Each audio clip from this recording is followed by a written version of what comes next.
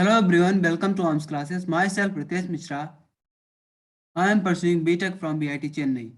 तो ये हम लोगों का केमिस्ट्री का सेकंड सेशन है। पहले सेशन में मैंने आप लोगों को पार्टिकल्स के बारे में पूरा बता दिया था, पार्टिकल्स की साइज, उनकी प्रॉपर्टीज, बेसिक प्रॉपर्टीज। तो अब सेकंड वीडियो में हम लोग पढ़ेंगे स्टेट्स ऑफ मैटर। मैटर मतलब पदार्थ की अवस्थाएं, क्या क्या अवस्थाएं होती हैं। तो पहले मैं थोड़ी लाइन बाय लाइन आपको समझा देता हूँ, उसके बाद मैं अच्छे से आपको एक्सप्लेन करूंगा। Observe different types of matter around you. What are its different states? We can see that matter around us exists in three different states: solid, liquid, and gas. These states of matter arise due to variation in the characteristic of particles. तो अगर आप अगर आप अपने आसपास देखेंगे तो matter के आप लोगों को तीन स्टेट दिखेंगे: ठोस, द्रव और गैस। ठीक है। अब ये तीनों स्टेट क्यों अराइज होते हैं, क्यों पैदा होते हैं तीनों स्टेट्स? क्योंकि पार्टिकल सभी चीज मतलब सभी मैटर के पार्टिकल्स सेम नहीं होते। सभी मैटर के पार्टिकल्स डिफरेंट प्रॉपर्टीज उनकी होती है, डिफरेंट तरह से बने होते हैं, उनका डिफरेंट स्ट्रक्चर होता है। इसीलिए मैटर के तीन डिफरेंट स्टेट्स अराइज हुई हैं। अब हम लोग मैटर का फर्स्ट स्टेट पढ़ेंगे। Okay, so the first state of matter is solid state. अब इससे पहले एक एक्टिविटी यहाँ पे दिया गया है। तो इस एक्टिविटी में आपको क्या करना पड़ेगा, सिंपली आप आपके आसपास जितनी भी चीज़ें हैं उनका चित्रण कर दीजिए, उनको ड्रॉ कर दीजिए। तो आप फिर उस एक्टिविटी में आप क्या करेंगे, आप ये देखिए कि आप किन चीज़ों का फिक्स शेप बना सकते हैं एंड किन चीज़ों का फिक्स्ड वॉल्यूम बना सकते हैं। ठीक है। तो आप सपोज नोटबुक लीजिए, pen, pencil and hammer. Okay, फिर you have to compare all these properties. Okay, do all these have a definite shape? क्या सभी का शेप सेम है? क्या क्या उनका एक पार्टिकुलर शेप है? Distinct boundaries and fixed volume. तो आप लोगों को ड्रॉ करने के बाद ये पता करना है कि क्या उनका डेफिनेट शेप है, क्या उनकी डिफरेंट बाउंड्रीज हैं एंड क्या उनका वॉल्यूम फिक्स है। ये आप लोगों को पता करना है। पहले आप क्या करिए, आप अपने आसपास की सारी चीज़ों को देखिए, उसके बाद उनको ड्रॉ करिए, उसके बाद ये पहचानिए कि उनका वॉल्यूम फिक्स है या नहीं, उनका शेप फिक्स है या नहीं। ओके, उसके बाद आप उन चीज़ों को कंप्रेस करने की सोचिए। ठीक है। ये आप लोगों को ये सब करना है। ये एक बार आप एक्टिविटी आप लोग कर लीजिएगा। तो अब आगे बढ़ते हैं। All the above are examples of solids. We can observe that all these have a definite shape, distinct boundaries and fixed volume. जो ऊपर की सारी चीज़ें थी, हैमर, पेन, पेंसिल, ये सारी चीज़ें सॉलिड्स हैं। तो अब हम लोग क्या देख सकते हैं यहाँ पे, दे हैव डेफिनेट शेप। उनका जो शेप है दैट इज डेफिनेट, उनका उनका जो शेप है वो सेम है। And definite boundaries as well and fixed volume. उनका जो वॉल्यूम है, वॉल्यूम क्या, वो जो amount of space they are occupying, जो जो जगह घेरती हैं, दैट इज रिमेनिंग सेम। तो इसका क्या है, उसका जो वॉल्यूम है that is fixed. Solids have a tendency to maintain their shape when subjected to outside force. तो सॉलिड्स की क्या प्रॉपर्टी होती है कि सॉलिड्स अपना शेप मेंटेन करते हैं। जो उनका जो शेप है वो शेप वही रहेगा जब भी उन पे एक्सटर्नल फोर्स लगाया जाएगा। whenever they are exerted with the external force, then their shape and size remain same. तो इस प्रॉपर्टी को हम लोग क्या कहेंगे कि उनका शेप नहीं चेंज हो रहा है जबकि हम फोर्स अप्लाई कर रहे हैं, ज्यादा फोर्स अप्लाई कर रहे हैं फिर भी। तो इस प्रॉपर्टी को क्या कहेंगे, रिजिड। तो हम क्या कहेंगे यहाँ पे, basically first property of solid कि they are rigid. Solid rigid होते हैं, कठोर होते हैं। ठीक है, ठोस पदार्थ कठोर होते हैं। ये पहली प्रॉपर्टी हो गई। अब now we have to consider this. ठीक है, ये अलग डिफरेंट एग्जांपल दिया गया है यहाँ पे। तो व्हाट अबाउट रबर बैंड? अब यहाँ पे देखो, जैसे वहाँ पे पेंसिल वेंसिल था, तो पेंसिल हम लोग खींच नहीं सकते, कंप्रेस नहीं कर सकते। लेकिन यहाँ पे अगर हम रबर का एग्जांपल लेंगे तो हम लोग उसका शेप जो है चेंज कर सकते हैं। ठीक है, रबर रबर तो आप लोगों ने देखा ही होगा। रबर को जो आप खींचोगे तो क्या होगा, वो स्ट्रेच हो जाएगा, उसका उसकी जो लेंथ है वो बढ़ जाएगी। ठीक है, तो क्या हम उसे सॉलिड कह सकते हैं? और दूसरा एग्जाम्पल क्या, शुगर सॉल्ट है, अगर उसको आप किसी दूसरे जार में रखेंगे तो वो उस जार का शेप ले लेगा। ठीक है। अब तीसरा एग्जाम्पल क्या, एक स्पॉन्ज लीजिए। स्पॉन्ज तो आप लोगों को पता ही होगा कि उसमें उसमें थोड़े थोड़े स्पेसेस होते हैं। ठीक है, दे हैव सम पोर्स।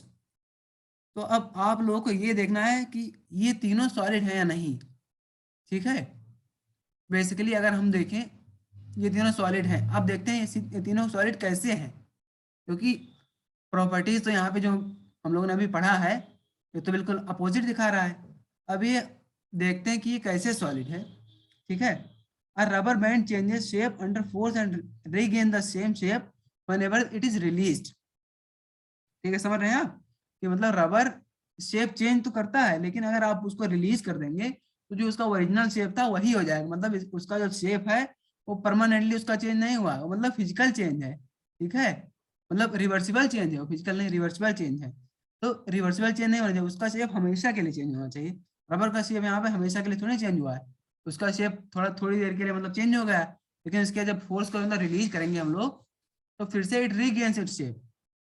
ठीक है, तो इसीलिए ये सॉलिड है। ठीक है, अब सेकंड एग्जांपल जो हम लोग यहाँ पे डील किया था शुगर वाला, शुगर एंड सॉल्ट वाला, इसके लिए क्या है, the shape of each individual sugar और salt crystal remains fixed whether we take it in our hand और we put it in the plate. इसका मतलब क्या है कि जो मतलब शुगर या सॉल्ट का इंडिविजुअल पार्टिकल है, उसका जो शेप है ना वो दैट इज रिमेनिंग सेम।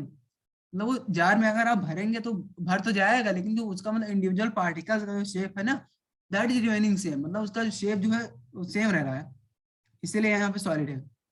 अब स्पॉन्ज का क्या है, स्पॉन्ज में दे हैव माइन्यूट होल्स, मतलब उनमें स्मॉल स्मॉल होल्स होते हैं, तो उसमें क्या होता है, हवा उसमें ट्रैप हो जाती है। ठीक है, air is trap in that. तो जब हम लोग को जब मतलब हम उसको प्रेस करेंगे तो हवा रिलीज होगी, और जब हवा रिलीज होगी तो उसका वॉल्यूम कम होगा ना, तो इसका मतलब जो उसका ओरिजिनल शेप है वही रह रहा है, उसमें जो एक्स्ट्रा हवा पहले से भरी थी वो निकल रही बस। ठीक है, तो यहाँ पे सॉलिड की कुछ और प्रॉपर्टीज हम लोग देखते हैं कि मतलब सॉलिड का क्या, हम लोग ने मतलब क्या क्या देखा, सॉलिड का जो शेप होता है डेफिनेट होता है। ठीक है, उनका वॉल्यूम भी डेफिनेट होता है, मतलब सॉलिड को आप कहीं भी रखेंगे, इधर भी रखेंगे तो उसका वॉल्यूम उतना उतना क्या उतना रहेगा। ऐसा नहीं कि उसका मतलब आज आज मतलब 2 लीटर का है सपोज, सॉलिड को ऐसे लीटर में नहीं कर देते, जैसे सपोज मास में है, उसकी मतलब डेंसिटी इतनी है तो उसका मतलब चेंज नहीं हो जाएगा, मास उसका चेंज नहीं होगा, उसका मतलब वेट चेंज नहीं होगा। अब रिजिडिटी तो हम लोग ने डील ही कर लिया था, मतलब सॉलिड रिजिड होता है, सॉलिड मतलब सॉलिड पदार्थ कठोर होते हैं। अब आते हैं मेन चीज पे, इंटरमॉलिक्यूलर फोर्सेस। ठीक है, अब देखिए मैंने आप लोगों को बताया था पार्टिकल्स के बीच में डिस्टेंस होता है, पार्टिकल्स के बीच में कुछ गैप होता है, तो हम लोग मतलब तीनों स्टेट में कैसे डिवाइड करते हैं, इस गैप की बेसिस पे हम लोग डिवाइड करते हैं, मतलब कितना गैप है, कम गैप है, ज्यादा गैप है, बहुत ज्यादा गैप है। तो सॉलिड में क्या होता है कि जो पार्टिकल्स होते हैं उनके बीच में मतलब कितना गैप है। ठीक है, कितना गैप है, तो सॉलिड के बीच में गैप बहुत बहुत ही कम होता है गैप। ठीक है, they have very less gap, मतलब ये जो मतलब टू पार्टिकल्स के बीच में जो गैप होता है उसको कहते हैं इंटरमॉलिक्यूलर स्पेस। इंटरमॉलिक्यूलर स्पेस मतलब टू डिफरेंट मॉलिक्यूल्स के बीच में जो स्पेस होता है, the space between two different molecules. ठीक है, उसको इंटरमॉलिक्यूलर स्पेस कहते हैं।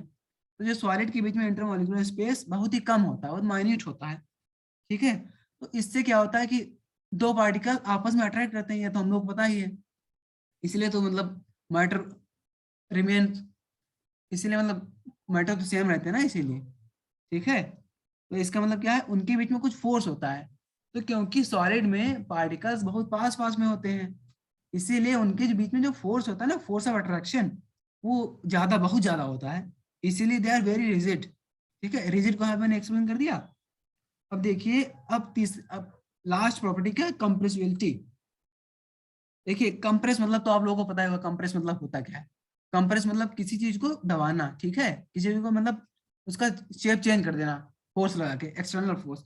यहाँ पे देखिए हम लोग इंटरनल फोर्स की बात नहीं कर रहे हैं, यहाँ पे हम लोग बाहरी फोर्स की बात कर रहे हैं, एक्सटर्नल फोर्स की। ठीक है, तो एक्सटर्नल फोर्स लगा के हम लोग उसका शेप चेंज कर दे रहे हैं। अब देखिए पार्टिकल्स होते हैं, अगर हम फोर्स अप्लाई करेंगे तो पार्टिकल्स क्लोज क्लोज हो जाएंगे ना, क्योंकि बाहर एक्सटर्नल फोर्स है, तो पार्टिकल्स पास पास आ जाएंगे। अब यहाँ पे क्या हो रहा है, सॉलिड में पार्टिकल्स ऑलरेडी बहुत ज्यादा पास में है, क्योंकि अगर वो उससे ज्यादा पास में होंगे तो अट्रैक्शन नहीं, रिपल्सन हो जाएगा उसमें। ठीक है, इसीलिए जो पार्टिकल्स हैं सॉलिड में बहुत ही पास में, इसीलिए अगर हम उस पर फोर्स अप्लाई भी करेंगे तो कंप्रेस नहीं होगा, चाहे वो टूट जाए, whether it can break but it will not compress. ठीक है, इसको हम कंप्रेस नहीं कर सकते। सपोज एक एग्जांपल लेते हैं, सपोज एक टेबल है, उस टेबल पे आप कितना ही फोर्स लगा दें लेकिन वो स्क्वायर शेप का नहीं बनेगा, वो मतलब क्यूबॉइड नहीं बन पाएगा। ठीक है, वो मतलब एक स्फेरिकल शेप में नहीं बन पाएगा, भले वो टूट के चकनाचूर हो जाए लेकिन उसका कुछ नहीं होगा, मतलब उसका जो शेप है that will remain same even after applying a large amount of force. ठीक है, तो मतलब इसका मतलब क्या है, वो उसके अंदर कंप्रेसिबिलिटी प्रॉपर्टी नहीं है, तो मतलब कंप्रेसिबिलिटी जो अमाउंट है ना कंप्रेसिबिलिटी का, दैट इज वेरी नेग्लिजिबल। ठीक है, अब यहाँ पे हम लोगों ने सॉलिड तो पढ़ लिया। ठीक है, सॉलिड की बेसिक प्रॉपर्टीज हो गई। ओके, सॉलिड की हमारी बेसिक बेसिक प्रॉपर्टीज यहाँ पे हम लोगों ने डील कर लिया है। तो हम लोगों ने सॉलिड तो डील ही कर लिया था। अब आते हैं लिक्विड स्टेट पे। देखिए लिक्विड मतलब क्या होता है, लिक्विड मतलब द्रव। ठीक है, हिंदी में इसको द्रव कहते हैं, द्रव पदार्थ। तो लिक्विड का बढ़िया एग्जाम्पल क्या है, वाटर है। ठीक है, वाटर, पेट्रोलियम प्रोडक्ट, एनीथिंग, तेल, जो भी मतलब फ्लो कर सकता है। तो लिक्विड में मतलब क्या इसकी खासियत होती है कि लिक्विड कैन फ्लो, मतलब लिक्विड फ्लो कर सकते हैं। ठीक है, बह सकते हैं, उनमें बहने की प्रॉपर्टीज होती हैं लिक्विड में। ठीक है, अब एक एक्टिविटी करते हैं, क्योंकि यहाँ एनसीईआरटी में एक्टिविटी दिया गया है। एक्टिविटी क्यों देते हैं, ताकि बच्चे उसको अच्छे से पढ़ें, समझें और अप्लाई भी करें। साइंस क्यों हम लोग पढ़ते हैं, साइंस इसलिए पढ़ते हैं ताकि we can apply it in the future. क्योंकि साइंस पढ़ोगे, इंजीनियरिंग पढ़ोगे, इंजीनियरिंग थ्योरी थोड़ी ना होती है, इंजीनियरिंग में you have to do practicals. ठीक है, तो इसीलिए यहाँ पे एनसीईआरटी में बेसिक लेवल से ही एक्टिविटीज दिया गया है। चलो इस वाली एक्टिविटी को पढ़ते हैं। Collect the following. ठीक है, we have to collect all this thing, water, cooking oil, milk, juice, ये जो all this things are examples of liquid. Water, cooking oil, milk, juice, cold drink. ठीक है, अब क्या करते हैं, containers of different shapes, put a 50 ml mark on these containers using a measuring cylinder from the laboratory. What will happen if these liquids are spilt on the floor? मतलब अगर इन liquids को हम लोग फ्लोर पे, spilt मतलब क्या होता है, फेंक देते हैं। ठीक है, स्पिल्ट मतलब फ्लोर पे इसको गिरा देते हैं इन लिक्विड्स को। Measure 50 ml of any one liquid and transfer it into different containers one by one. ठीक है, does the shape of the liquid remain same when you pour the liquid from one container to another? Does it flow easily? तो यहाँ पे हमारा क्या बताया गया है, लिक्विड की प्रॉपर्टीज को मतलब बताने की यहाँ कोशिश की गई एक्टिविटी के द्वारा। तो हम लोगों को ये सभी मतलब चीज लेना है, water, cooking oil, milk, juice, cold drink, ये सभी चीजें हम लोगों को लेना है। ठीक है, उसके बाद इनको डिफरेंट कंटेनर्स में डालना है, डिफरेंट साइज, डिफरेंट शेप के कंटेनर्स में डालना है। तो हम लोग यहाँ पे क्या देखेंगे कि मतलब जो इनका शेप होता है ना, जो जिस भी कंटेनर मतलब लिक्विड रखे जाएंगे, ये सारे लिक्विड्स, ये उनका शेप धारण कर लेते हैं। मतलब it takes the shape of the container in which they are filled. मतलब ये उस वाले कंटेनर का शेप ले लेंगे जिसमें फिल किया है, लेकिन जो मतलब इनका वॉल्यूम है ना 50 ml, तो इनका 50 ml का 50 ml ही रहेगा। इसका मतलब क्या है, इनका जो वॉल्यूम है दैट इज रिमेनिंग सेम, लेकिन जो इनका जो शेप है ना, they are taking the shape of the container. मतलब वो कंटेनर का शेप ले रहे हैं जिसमें भी वो पुट किए जा रहे हैं। ठीक है, अब यहाँ जो मैंने बताया वही यहाँ पे लिखा है, सिंपल सी चीज। Be observe that the liquids have no fix shape, मतलब उनका कोई फिक्स शेप नहीं होता है, but have a fix volume, लेकिन उनका फिक्स वॉल्यूम होता है। ठीक है, ये हम लोगों ने देखा है कि मतलब वो 50 ml है, तो 50 ml का 50 ml ही रहेगा। They take up the shape of the container in which they are kept. Liquids flow and change shape, so they are not rigid but they can be called fluid. मतलब देखिए liquid जो है वो flow कर सकते हैं, इसीलिए उनको फ्लूइड कहते हैं। The all the materials which can flow, ठीक है, which can flow, they are known as fluid। ठीक है, अब देखते हैं, the gases from the atmosphere diffuse and dissolve in water. These gases, especially oxygen and carbon dioxide, are essential for the survival of aquatic animals। मतलब देखिए तो liquid कितना important होता है हमारे लिए। जो मतलब एटमॉस्फेरिक गैसेज होती हैं वो भी लिक्विड में डिसॉल्व हो जाती है। मतलब वाटर तो आप लोगों को पता है कि वाटर इज यूनिवर्सल सॉल्वेंट। ठीक है, वाटर तो यूनिवर्सल सॉल्वेंट है ही, लेकिन जो मतलब बहुत सारे लिक्विड्स है ना, उनमें क्या होता है, गैसेज डिसॉल्व होते हैं। तो अगर हम वाटर का एग्जांपल लेते हैं तो वाटर में बहुत सारी एटमॉस्फेरिक गैसेज डिसॉल्व हो जाती हैं, जो कि एक्वाटिक लाइफ के लिए दैट इज वेरी इंपॉर्टेंट। क्योंकि एक्वाटिक लाइफ के लिए क्या जरूरी है, dissolve oxygen, normal oxygen they can not breathe. ठीक है, they can not breathe the normal oxygen, hence they require the dissolve oxygen. और डिसॉल्व ऑक्सीजन कैसे होता है कि एयर, जो मतलब एयर है ना, वो वाटर में अच्छे से डिसॉल्व हो जा रही है। ठीक है, तो इतना इंपॉर्टेंट है liquid water. All living creatures need to breathe for survival. The aquatic animals can breathe underwater due to presence of dissolved oxygen in water. ठीक है, वाटर में क्या है, डिसॉल्व ऑक्सीजन वाटर में है। Thus, we may conclude that the solid, liquid, and gases can diffuse into liquids. ठीक है? The rate of diffusion of liquid is higher than that of solids. Diffusion मतलब क्या होता है? किसी चीज को अपने में मिला लेना, ठीक है, उसे डिफ्यूजन। लेट सपोज हम लोग दो एग्जांपल लेते हैं। एक एक पानी में इंक है, ठीक है, एक पानी में इंक है, दूसरे पानी में कोई दूसरा चीज, सपोज दूसरा रंग है, दूसरे कलर का इंक है। अगर हम दोनों को मिलाएंगे ना तो दोनों डिफ्यूज हो जाएंगे। डिफ्यूज मतलब क्या, दोनों आपस में मिल जाएंगे and they will generate a new colour, ठीक है, वो एक न्यू कलर जनरेट कर देंगे। तो इसका मतलब क्या, लिक्विड डिफ्यूज हो जाता है। लेकिन अगर दो दो सपोज दो चॉक पाउडर, दो मतलब चॉक पीसेस अगर हम रख दे रहे हैं तो डिजॉल्व थोड़ी ना होंगे ना, वो डिफ्यूज होंगे, ठीक है। तो मतलब जो डिफ्यूजन प्रॉपर्टी और सॉलिड में बहुत कम है, and the diffusion property is much more in the liquid, ठीक है। लेकिन इसमें गैसेस से मतलब कम होता है, लेकिन फिर भी सॉलिड से बहुत ज्यादा होता है। अब इसका कारण क्या, कारण देखो एनसीईआरटी में सब कुछ कारण सही दिया है, everything is written with reason, ऐसे कुछ नहीं लिख दिया गया है। This is due to the fact that in the liquid state particles move freely and have greater space between each other as compared to the particle in solid। मतलब क्या है, पार्टिकल्स लिक्विड में फ्रीली मूव कर सकते हैं and they have a greater space between them, ठीक है। मतलब पार्टिकल बीच में ग्रेटर स्पेस होता है, ज्यादा स्पेस होता है, और काइनेटिक एनर्जी भी सॉलिड से थोड़ी ज्यादा होती है, इसीलिए it helps in the intermixing, ठीक है, इसीलिए it helps in the intermixing. इसलिए इसमें डिफ्यूजन मतलब होता है इंटरमिक्सिंग, ठीक है। तो इसमें डिफ्यूजन थोड़ा बढ़िया होता है, सॉलिड मतलब सॉलिड के हिसाब से डिफ्यूजन बढ़िया होता है। अब देखते हैं गैस। अब देखिए गैस का नाम सुनते आपके दिमाग में क्या आया? गैस मतलब एयर, एयर मतलब हवा, ठीक है, सिंपल सी बात है, गैस मतलब हवा। अब पढ़ते हैं क्या लिखा है एनसीईआरटी में। Have you ever observed a balloon seller filling a large number of balloons from a single cylinder of gas? Inquire from him how many balloons is he able to fill from that single cylinder।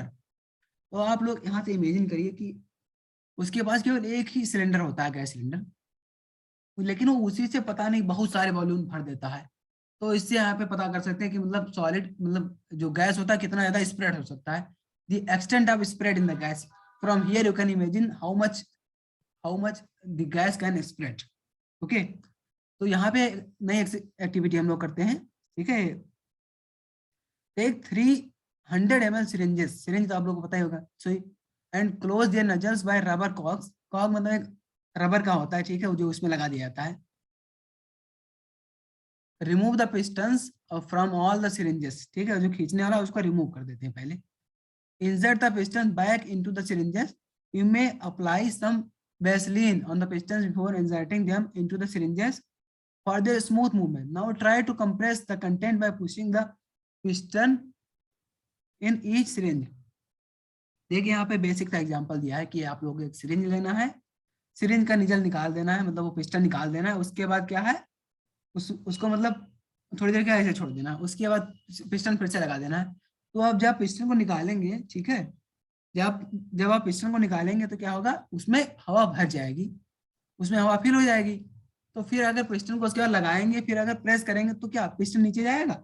जब piston नीचे जा रहा है इसका मतलब क्या है, इसका मतलब सिंपल से है कि गैस जो उसमें भरी है वो कंप्रेस हो रही है, ठीक है। तो यहाँ से क्या हम प्रूव हो गया कि मतलब गैसेस के अंदर कंप्रेसिबिलिटी वाली प्रॉपर्टी बहुत बहुत ज्यादा ही बढ़िया होती है, क्योंकि हम लोग without normal hands by applying a minimal pressure we can just compress the gas to some limited extent, ठीक है, मतलब कुछ लिमिटेड एक्सटेंट हम लोग उसे कंप्रेस कर सकते हैं गैसेस को। अब मैं आप लोगों को एक बहुत बढ़िया फैक्ट बताने जा रहा हूँ कि देखिए क्या क्या इंपॉर्टेंट होता है। एक तो कंप्रेस करने के लिए, कंप्रेसिबिलिटी के लिए क्या क्या इंपॉर्टेंट होता है, जेड फैक्टर आप लोग बाद में पढ़ेंगे 11th में साइंस में, गैसेस स्टेट में। अब देखिए यहाँ पे क्या है कि पहला तो इंपॉर्टेंट प्रेशर होता है, दूसरा इंपॉर्टेंट चीज क्या होता है, टेम्परेचर। ये तो आप लोगों को पहले से पता होगा कि टेम्परेचर कितना इंपॉर्टेंट है, कि मतलब गैसेस में काइनेटिक एनर्जी होती है और kinetic energy is directly proportional to temperature. इसका मतलब क्या है, जब टेम्परेचर बढ़ेगा तो काइनेटिक एनर्जी भी बढ़ेगी, ठीक है। जब टेम्परेचर बढ़ेगा तो काइनेटिक एनर्जी बढ़ेगी। तो इसीलिए अगर हम कंप्रेस करना चाह रहे हैं तो इसका मतलब क्या है, पार्टिकल्स की काइनेटिक एनर्जी कम होनी चाहिए। तो अगर हम कंप्रेस करना चाह रहे हैं मतलब at a larger scale and we want to compress it to some large extent, थोड़ा नहीं मतलब सिरिंज वाला नहीं, आपको अच्छे लेवल में अगर कंप्रेशन चाहिए, ठीक है, तो क्या करना पड़ेगा, टेम्परेचर बहुत ज्यादा कम करना पड़ेगा। अगर टेम्परेचर कम करेंगे तो जो पार्टिकल है अंदर वो शांत बैठेंगे। शांत बैठने का अर्थ है कि उनकी जो काइनेटिक एनर्जी बहुत कम हो जाएगी, तो मतलब बहुत उनकी एनर्जी, इसका सिंपली से मतलब है कि मतलब उनकी एनर्जी हम लोगों ने खींच लिया, ठीक है। तो उनकी एनर्जी टेम्परेचर से आ रही थी, उनका their source of energy was temperature, तो हमने टेम्परेचर ही रिड्यूस कर दिया, तो उनकी एनर्जी कम हो गई। अगर उनकी एनर्जी कम होगी तो क्या क्या है कि हम लोग उनको आराम से कंप्रेस कर सकते हैं, ठीक है, उनको आराम से कंप्रेस कर सकते हैं। इसीलिए टेम्परेचर जो है वो बहुत लेस होना चाहिए, कम, ये बहुत इंपॉर्टेंट चीज है, टेम्परेचर बहुत लेस होना चाहिए, ठीक है। अब और एनसीईआरटी में देखते क्या लिखा है। We have observed that gases are highly compressible as compared to solids and liquids. Gases are more compressible than solids and liquids. ठीक है, गैसेस मतलब सॉलिड और लिक्विड से ज्यादा कंप्रेस कर सकते हैं गैसेस को। लिक्विफाइड पेट्रोलियम गैस, ये तो आप लोगों को पता होगा, घर में सबके सिलेंडर, गैस सिलेंडर होंगे, ठीक है। मोदी जी ने तो जुलाई योजना चलाया ही है, ठीक है। ये मतलब कुकिंग के लिए हम लोग को दिया जाता है। और oxygen supply to the hospitals in the cylinders is compressed gas, ठीक है। ये जो एलपीजी है and this compressed oxygen, they are compressed gases, ठीक है। अब कंप्रेस्ड नेचुरल गैस भी हम लोग को पता है, सीएनजी, आजकल व्हीकल्स में यही यूज होता है क्योंकि it is very less polluting, मतलब ये बहुत कम ही पॉल्यूटिंग है। हालांकि थोड़ा मतलब डिफिकल्ट प्रोसेस है, लेकिन फिर भी इट इज इको फ्रेंडली, और आजकल हम लोग इको फ्रेंडली चीजें ही यूज कर रहे हैं, क्योंकि अगर इन्वायरमेंट है तो हम भी, ठीक है, इसीलिए। अब due to its high compressibility, the large volumes of a gas can be compressed into a small cylinder and transported easily. देखो इससे क्या मतलब कंप्रेसिबिलिटी से क्या क्या फायदा हो रहा है कि मतलब गैस का लार्ज अमाउंट है, large volume of gas can be compressed and it can be put into a small cylinder, मतलब उसमें लार्ज वॉल्यूम ऑफ गैस है, उसको कंप्रेस करके हम लोग एक छोटे सिलेंडर में रख सकते हैं। उसका तो वॉल्यूम तो उतना है ना, लेकिन क्या है कि हम लोगों ने उसको बहुत सारा कंप्रेस कर दिया। पहले तो वॉल्यूम बहुत ज्यादा था, फिर वो थोड़ा लिक्विड होगा, लेकिन वो हमारे लिए बढ़िया, क्योंकि वो ट्रांसपोर्टेशन के लिए बढ़िया हो जाएगा। नहीं तो इतना बड़ा वॉल्यूम कौन कौन ट्रांसफर करेगा हॉस्पिटल में, इतना जगह ही नहीं बचेगी, ठीक है। कोविड में तो हुआ था कि मतलब वेंटिलेशन बेड कम हो गए थे एंड ऑक्सीजन सिलेंडर की कमी पड़ गई थी। तो सोच सकते हैं कि मतलब कितना इंपॉर्टेंट है ये compressed oxygen as well as all these things, LPG and CNG. We come to know of what is being cooked in the kitchen without even entering there. ये तो मैंने आप लोगों को प्रीवियस वीडियो में बताया था कि मतलब जो मतलब गर्म खाना होता है उसकी स्मेल आप लोग दूर से ले सकते हैं। क्यों? क्योंकि गर्म गर्म हवा के पार्टिकल्स में ज्यादा काइनेटिक एनर्जी होती है, ठीक है, इसीलिए वो दूर तक ट्रेवल कर सकते हैं, दूर तक वाइब्रेट कर सकते हैं, इसीलिए हम तक आराम से पहुंच जाते हैं, ठीक है। How does this smell reach अस, इसमें मतलब वही गया कैसे, मतलब स्मेल हम तक रीच हो रही, पहुंच रही है। The particles of aroma of food mixed with the particles of air spread from the kitchen reach us and even further away, दूर तक मतलब इनकी स्मेल जाती है, ठीक है। ये मतलब वही सिंपल चीज है कि मतलब इसमें बेसिक चीज ये है कि जो गैसेस हैं they have the large amount of diffusion property, मतलब ये बहुत ज्यादा इंटरमिक्सिंग प्रॉपर्टी गैसेस के अंदर होती है, तभी तो मतलब ये एयर पार्टिकल के साथ मिक्स होकर इनकी जो अरोमा अरोमा मतलब गुड स्मेल जो होती है वो मिक्स होके हम तक पहुंच जाती है, दूर तक भी, ठीक है। मतलब इंटरमिक्सिंग प्रॉपर्टीज बहुत ही ज्यादा बढ़िया होती है गैसेस की। In the gaseous state, the particles move with randomly at high speed. Due to this random movement, the particles hit each other and also the walls of the container. The pressure exerted by the gases is because of this force exerted by the particles per unit area on the volume of the container. इसका मतलब है, ये बहुत important point है यहाँ पे, ये है कि देखिए गैसेस हैं, गैसेस सपोज एक कंटेनर में गैस भरा है, ठीक है, उसमें गैसेस के पार्टिकल्स हैं और हमको ये पता है कि गैस में सबसे कम फोर्स होता है, तो पार्टिकल्स बिल्कुल फ्री हैं गैस की, ठीक है।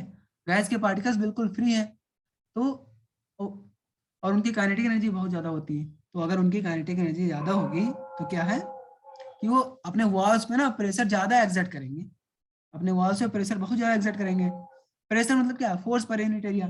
तो अगर अपने वॉल से टकराएंगे, कंटेनर के वॉल से अगर टकराएंगे पार्टिकल्स, तो कुछ फोर्स उस पर एक्सर्ट करेंगे ना, और force per unit area is also volume, ठीक है।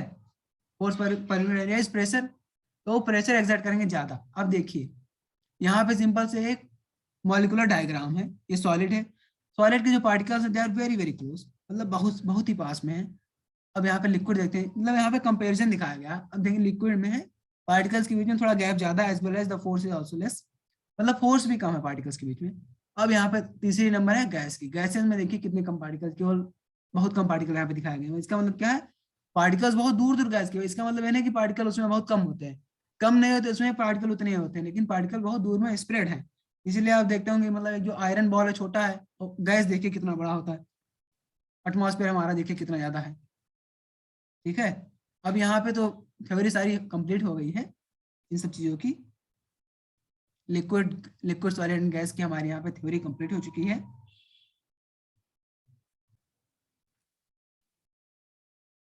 ठीक है, तो हम लोगों ने यहाँ पे अच्छे से थ्योरी डील कर लिया है। जो क्वेश्चन बचा है वो लोग हम वो मतलब हम लोग नेक्स्ट लेक्चर में डील करेंगे क्वेश्चंस। लेकिन आप लोग चैनल को सब्सक्राइब कर दीजिएगा, क्योंकि बहुत मेहनत लगती है वीडियो बनाने में। प्लीज सब्सक्राइब कर दीजिए करिए, और अपने फ्रेंड से भी शेयर कर दीजिए, क्योंकि ये मतलब अच्छा कंटेंट है और उन लोगों को फायदा होगा, उन लोगों के फ्यूचर के लिए बढ़िया रहेगा। ठीक है, तो अच्छे से चैनल को सब्सक्राइब कर दीजिएगा। Thank you. अब मिलते हैं नेक्स्ट लेक्चर में।